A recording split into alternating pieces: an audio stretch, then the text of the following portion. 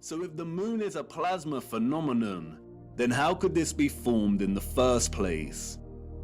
It is in the appropriation and demonization of the symbol of the swastika that we find some very interesting insights.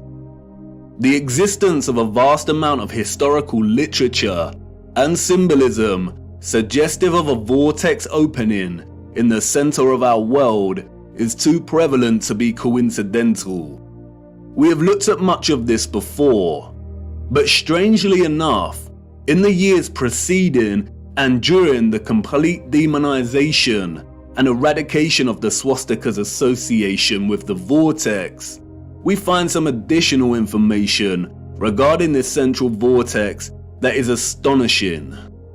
In addition to the appropriation of the swastika as their emblem, the Nazis were also obsessed with a very similar symbol, that of the Black Sun. Prior to the rise of the Nazi regime, there existed an occult secret society within Germany called the Thule Society, sometimes alternatively pronounced Thule, that had sub-factions within it. One of these sub-societies, we are told, was the Black Sun Society. Influenced by the Rosicrucians and other Hermetic groups, the Thule Society placed special emphasis on the superiority of an alleged Aryan race with innate mystical powers. The Thule Society derived its name from a mythical northern country in Greek legend. Thule was supposedly a land located furthest north. Others have called it Hyperborea. The Thule Society believed, we are told, that an elder race, the Aryans, colonized our Earth, and they were located within the center of our hollow Earth. Admiral Byrd, the military Antarctic explorer, also made reference to a hollow Earth with an entrance at the North Pole. The Thule Society also believed that the Black Sun was a big ball of primer materia that existed in the center of the Earth and emanated radiation in the form of real energy. This energy has many names. Some have called it Chi, astral light, odic forces, or orgone. In 1933, the main architect of the event known as the Holocaust, Heinrich Himmler, acquired Wewelsburg Castle, a wonderful piece of old world infrastructure and technology. He supposedly remodeled the castle, and in doing so imprinted the symbol of the Black Sun into the marble floor of what came to be known as the General's Hall. Much of what has surfaced regarding the German secret societies before and during the Nazi regime is deliberate misinformation, carefully controlled with the sole intention of distraction and demonization. The misinformation regarding these societies has served to further fuel the UFO and alien agenda, which many, such as Jordan Safer, David Wilcock, and Corey Goode, have since latched onto and promoted. They are part of a controlled opposition agenda. They are liars. The sole intention of disclosing information regarding German secret societies was to yoke together a ridiculous concept of a superior alien Aryan race. The controllers of our realm had to appropriate the swastika and eradicate its symbolic association with the Earth's central electromagnetic and physical vortex. And while I do not think there exists a black sun underneath us, if the notion of this seems absurd and far-fetched, just remember that the majority of the world's population have already accepted that there is some kind of dark sphere beneath them, acting as a source of our world's electromagnetic energy. Heliocentrism has convinced so many that inside their little blue ball hoax, there exists a spherical core of solid iron at a temperature of over 5,000 degrees. Their own black sun. Interestingly, they never represent this iron core with the metal's usual black or dark grey colour associations in their illustrations, despite telling us it is a crystalline sphere of solid iron. What is important now, however, is that not only have we another instance of the concept of a black core at the center of our realm, and another reference to a central vortex and opening, but we also have reference to energy, or what the Thule Society called Vril, radiating out of this opening. And if this is truly the case, then we have a theoretical model in which both the formation of the sun and moon makes complete sense. What I am going to try and convey now is complex, and I will do my best, but I need you first of all to forget every model of our Earth you have become familiar with. Things may not make sense at first, but by the end it will. Let's start with the realm and the firmament, and then a central opening.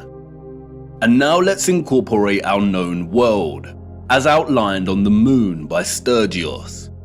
And finally, let's add the source or electromagnetic coil beneath. Whether a magnetic rock or an electromagnetic coil, the source of our world's magnetic field is located at the center and beneath, and any source of intense electromagnetism would produce strong radiation. No one can say indefinitely, but it is highly likely that the concentrated plasma that we call the moon is a result of a unique form of radiation, similar to X-rays, that emanate from this source via an opening or vortex. X-rays, or very strong radiation beams, would, by the laws of physics, emanate from this central vortex in diverging straight lines. Like X-rays, they would also be invisible.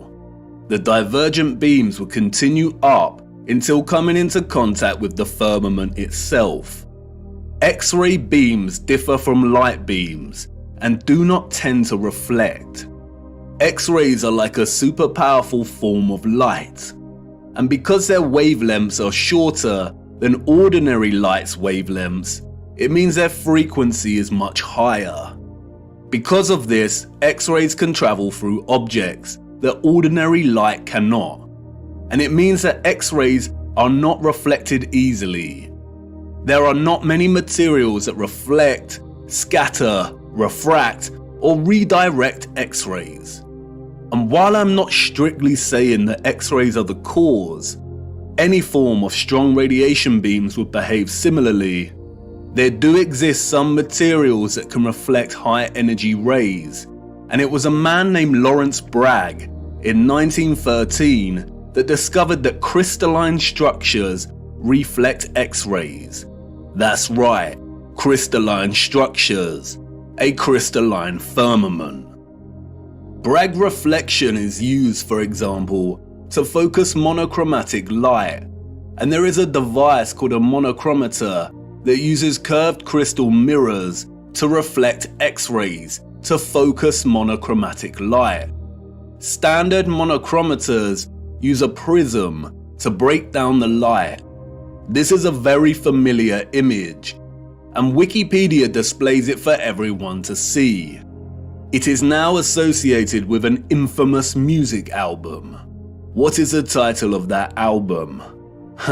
They are telling us. This means we're right on track.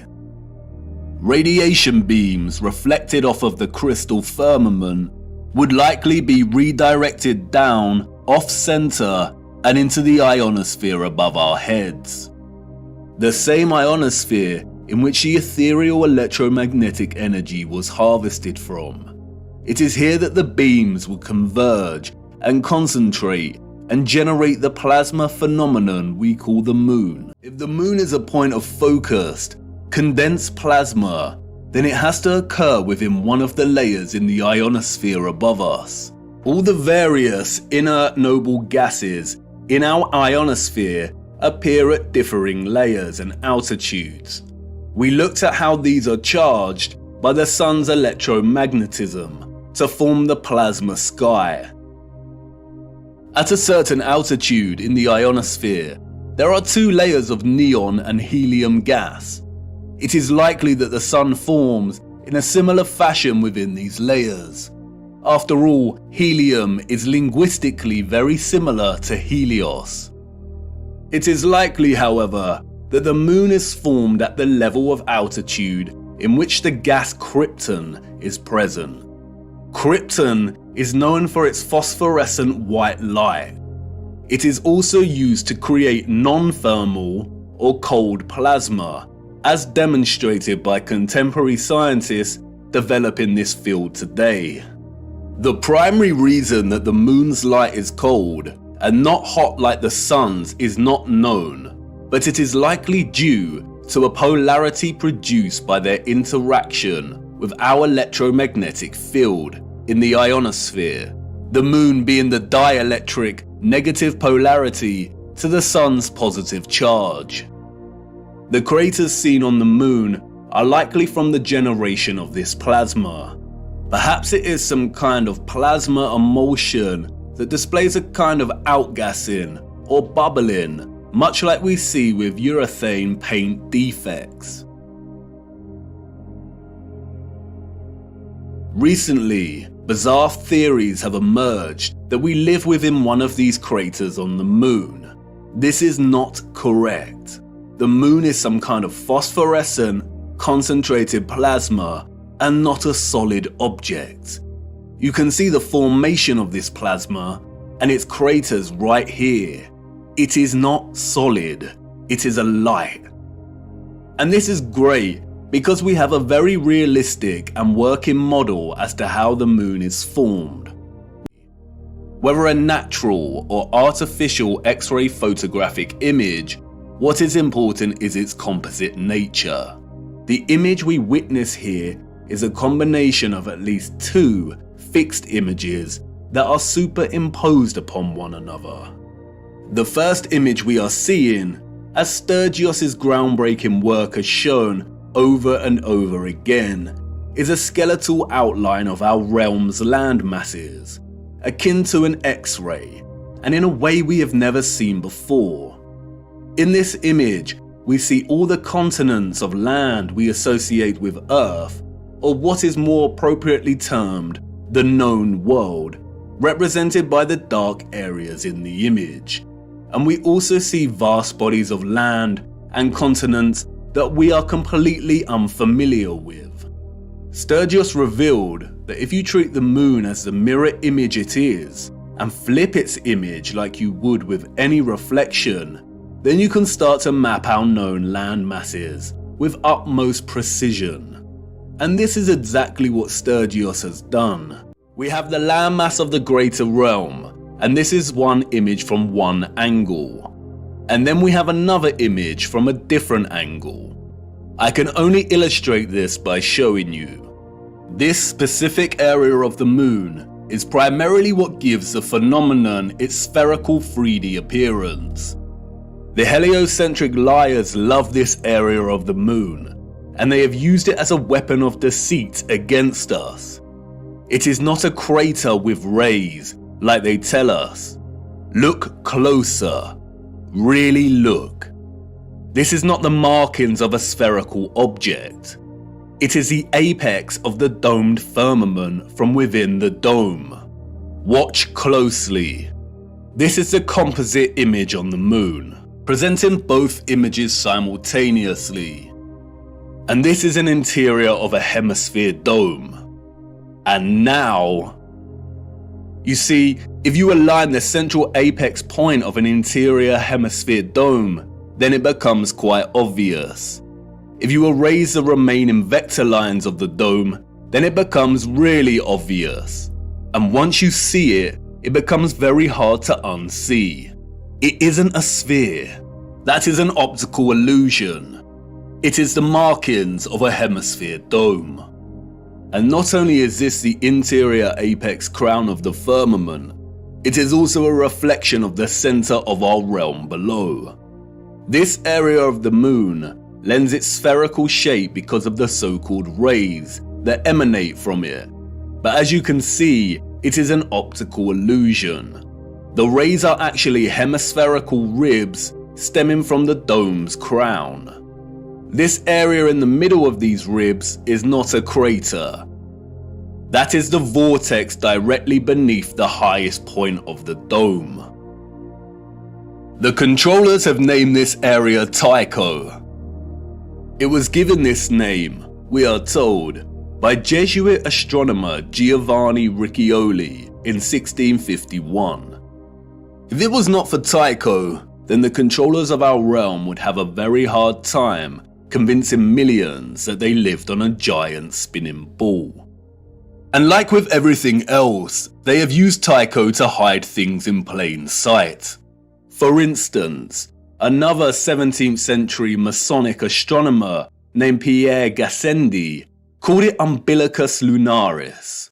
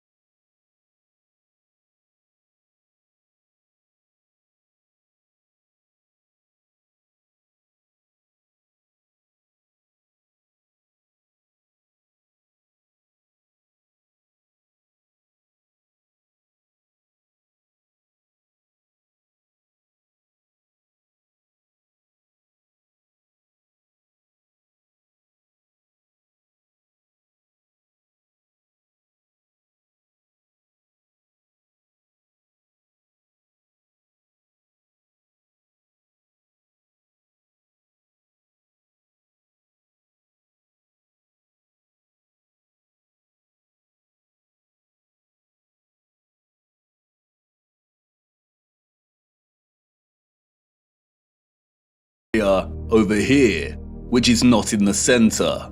And what about all this other land? The sun and moon cannot journey above all of this land, as it would take more than 24 hours to circle all of this, and we know the paths of the sun and moon. And the big one, the one you've been desperate to ask about since uncovering the only map we have. Where is the ice wall that you flat earthers constantly bang on about? Let's start with Hyperborea. And here's where many flat earthers may experience cognitive dissonance. Although Sturdiot has plotted Hyperborea here, there is no proof that this is the true Hyperborea. There are a lot of different land masses in this region, and we cannot be sure. It pains me to say that Hyperborea may not exist in the way we have come to believe. Mercator's Hyperborea is likely the work of the Masons to throw us off the real path. And this is what our purpose is all about, isn't it? Digging for the truth is difficult business. It is designed this way to reflect our known world within this magnetic field pocket. The realm is much larger, and therefore the firmament and circumference of the fixed stars in the water beyond is much larger than the circumference of our own magnetic field. Polaris is here, above the center. And this is so important. They tell us that our magnetic North Pole is separate from what they call true geographic north. Our magnetic North Pole is moving. How can that be? Is that just another one of their lies? No, it is not. It is a half-truth. They tell us over the course of a century, the magnetic North Pole has moved from its location just above Canada to near Greenland and is now en route to Siberia. It is moving fast. Why? The symbol of the swastika and the black sun offer some clues as to why. For years now, flat earthers have come to see the magnetic North Pole and geographic North Pole as synonymous, but they are not. As you know, the swastika symbolizes the vortex, but the black sun takes its symbolic message further.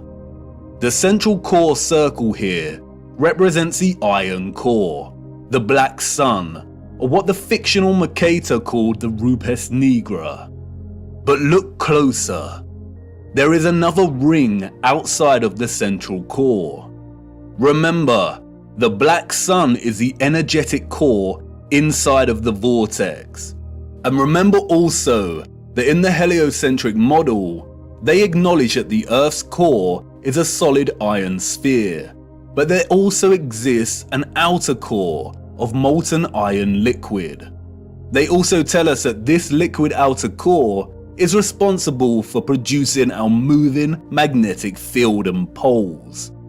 This is why the pole is moving, because the magnetic field is not emanating from the solid core, but from a volatile outer core. This is what the second circle here represents.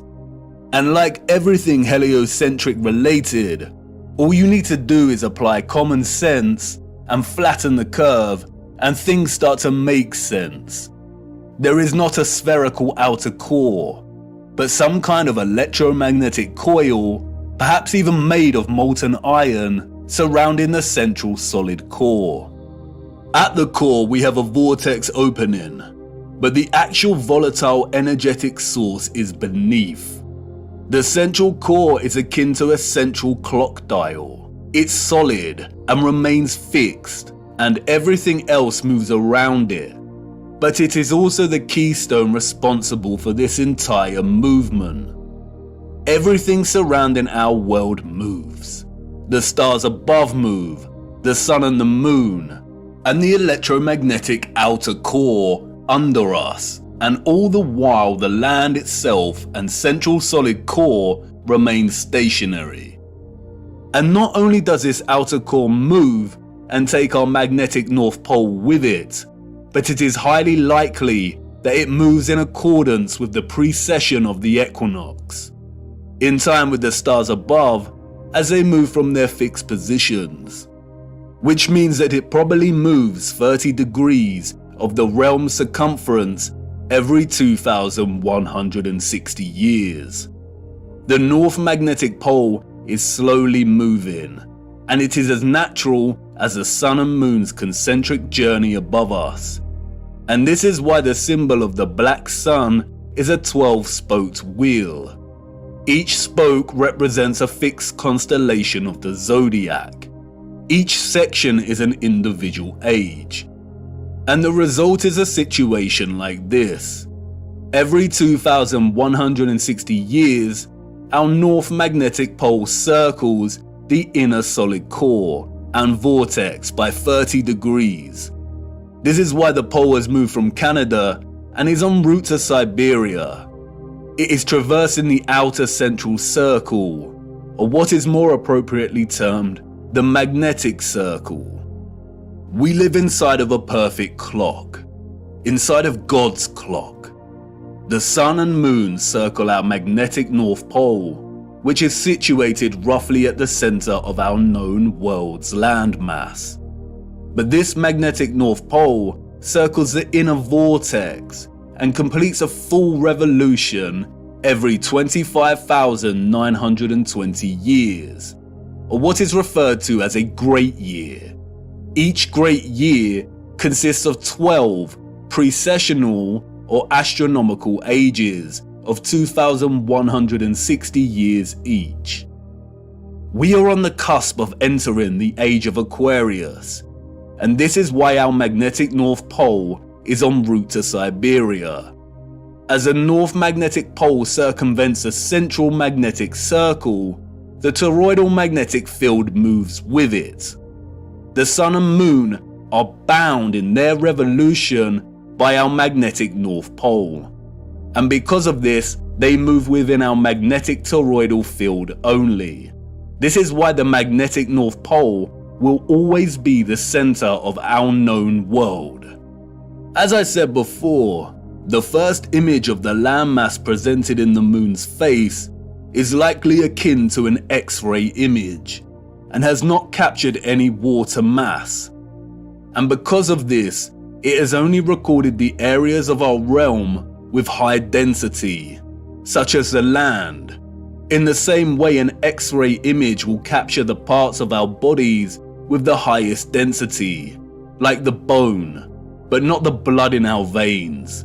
In a sense, it is appropriate to view the landmass captured here as skeletal, and because of this, it has not captured the water or ocean surrounding our land, nor does it display a differentiation between the frozen landmass and that which is not frozen. If the sun's concentric journey above us is bound by the North Magnetic Pole here and its magnetic toroidal field, and this entire magnetic field is moving with the pole, then it is likely we have a situation of a changing climate as this process unfolds. All areas outside of our magnetic field will inevitably be frozen and dark due to the lack of sunlight. And this is consistent with what some of the scriptures have told us. I saw the great rivers, and I came to the great river, and to the great darkness, and went to the place where no flesh walks.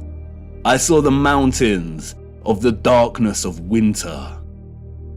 This is your ice wall, and it's not a constant, fixed wall. It is continually melting and refreezing with the revolution of the pole over the course of a great year and each astronomical age.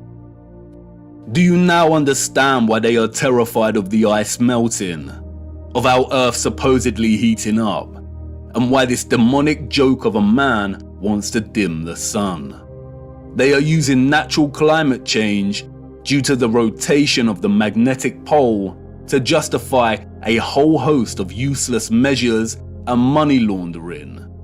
They are terrified because they are on the verge of losing all control of the narrative.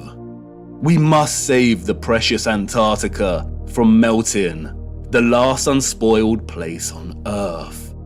But as you can see, there is no landmass for us to call Antarctica. It is a complete lie. When they refer to Antarctica, there is only the Antarctic Circle, and a lot of the footage at the so-called Antarctica could have been taken at any location around this circle. As you can also see, the land masses of South America, New Zealand and Australia all fall within close proximity to the outer edge of the greater world map, and would therefore be within close proximity to the foundations of the firmament itself. This is most likely the reason there is heavy military presence in these regions. The changing climate, the melting of the Antarctic Circle, is as natural as day and night. It is a macro process of the larger clock we live within. We have already discussed how the constellations that the sun is in during the equinox and solstice form a cross on the zodiac wheel when signaling the age and tropic designation. We'll look closer at the Prague clock again. The central dial of the clock is placed within the center of our magnetic field, and the sun and moon move within this field. Our magnetic field is off-center from the overall greater realm. It isn't an even cross, but a true cross, or what is now referred to as a Latin cross or crucifix. We live within the crossbeam of the cross. And in case you hadn't noticed, our magnetic field pocket within the greater realm also forms a crescent moon. Not the type of crescent moon associated with the alchemical mercury and silver, but this kind of crescent moon. The same symbol that the controllers appropriated and redesignated to represent nobility. The cross and crescent are natural expressions inherent in the workings of the timepiece we live within. They are natural expressions of God's clock. And we got it wrong. Polaris is not situated 90 degrees above our North Magnetic Pole, in the region we call the Arctic, home to Greenland and Iceland. Polaris rests above the vortex at the center of the greater realm. And this is where the distinction between geographic cardinal directions and magnetic directions needs to be emphasized. When we travel across our known world, or the land within our toroidal magnetic field, we use a magnetic compass, and the magnetic pole is in the center. That's why when we travel from west to east, we go in a circle, and when we travel north, we go towards the center, and when traveling south, we move directly away from the center. However, there also exist geographic cardinal points. And what do the scriptures have to say about this? It's right there in Enoch's reference to the 4 quarters of the world. Our magnetic field, according to Enoch, lies in the geographic north of the greater realm. And the first quarter is called the east, because it is the first.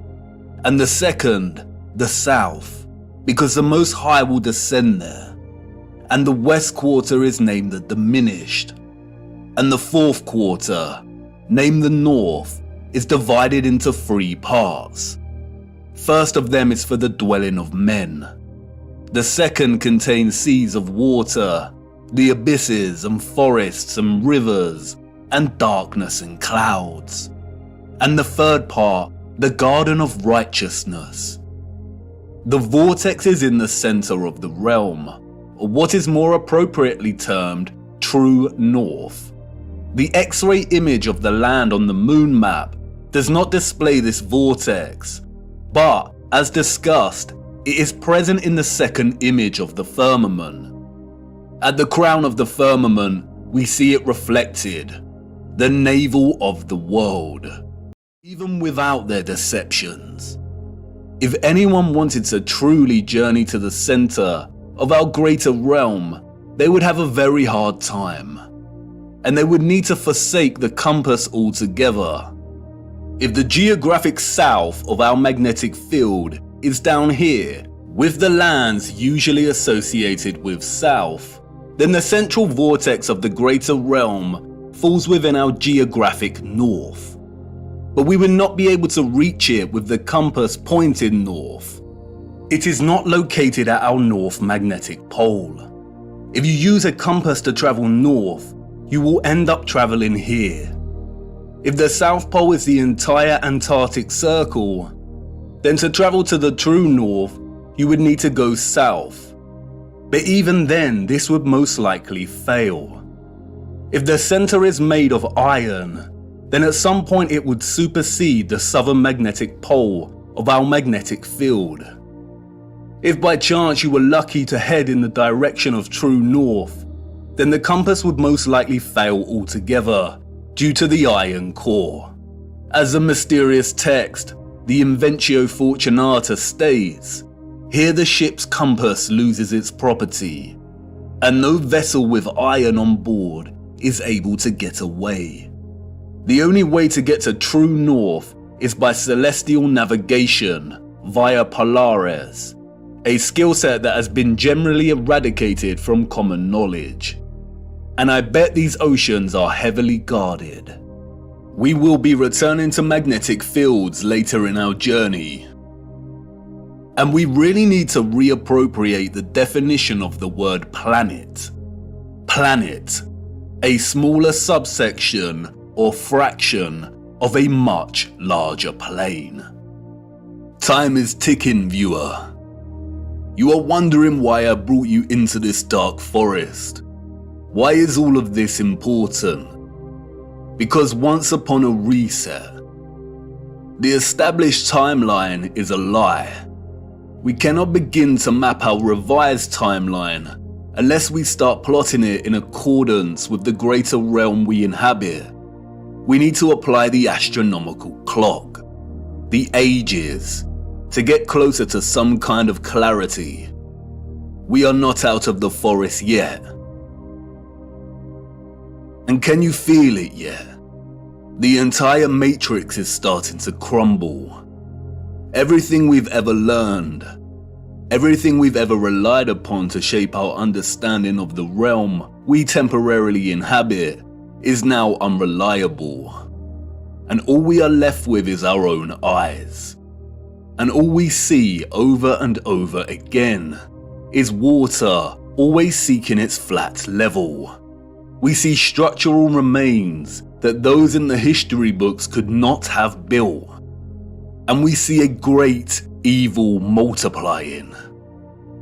We only have our eyes and old photographs, moments captured in time, the act of photography, the art of juxtaposition, of comparison and contrast. We are so small, our world in the mirror. Where are the maps of the age of Pisces? Where has our history gone? And what has become of us now? Are we that different to those we see in the 19th century? Look at us, desperately searching for lost time. Our boots caked in mud, our entire days spent digging through the deception. Digging and moving the mud. Frantically digging, tired and aching, but not giving up. And what do we find?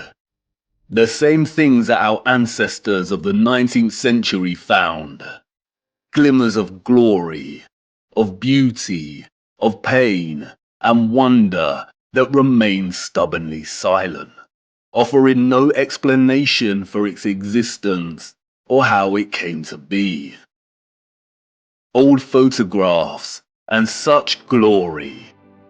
I haven't shown you just how impossible these structures are yet. The only thing these people have ever built is the lie, brick by brick. And I need to show you how they did it. Our world in the mirror, once upon a reset. There have been many great resets during our realm's history, all very different in nature. We need to look at all of them. How to reset time, to wind back the clock. The death and dawn of a new age. This was not the first reset, nor is it the last. It is happening again right now. Empty cities, such quietness. There is a war going on back home, viewer, and most haven't even realized. A peculiar and irregular type of war. Silent warfare, information warfare, biological warfare. A war as old as time itself. A war between the forces of light and those of darkness. And we're caught in the middle, on the cusp of the dawning of a new age. A war for Aquarius, the water bearer. Watch the water. And for us who fell in love with the truth, and who have resisted the darkness, we've had the armor of God on now for so long. How many of your friends and family have deserted you? How many of them left you stuck in the mud? And you've remained steadfast. But it's time we took a stand and became very loud. It's time to draw the sword of truth. The blind are going to need us because nothing can stop what is coming. The legend of Offerus, bearing Christ, bearing the truth so it can reach the masses. I will try my best to continue our journey, but as things become even darker, the lights will inevitably go out, and our journey may end here. But you have more than you know, more than you need. You've seen enough deception. Do not believe a single thing they say. We have to try and keep moving. The clock is ticking, and we don't have much time. We need to go to Siberia. There is something frozen in the ice that needs examining. Come on, it's time to address the big question. Who were the citizens of the future? And it's not what you think. The timeline is wrong, and the maps are fake. This is not the answer. No. For you see, they had a king over them, and not just any king.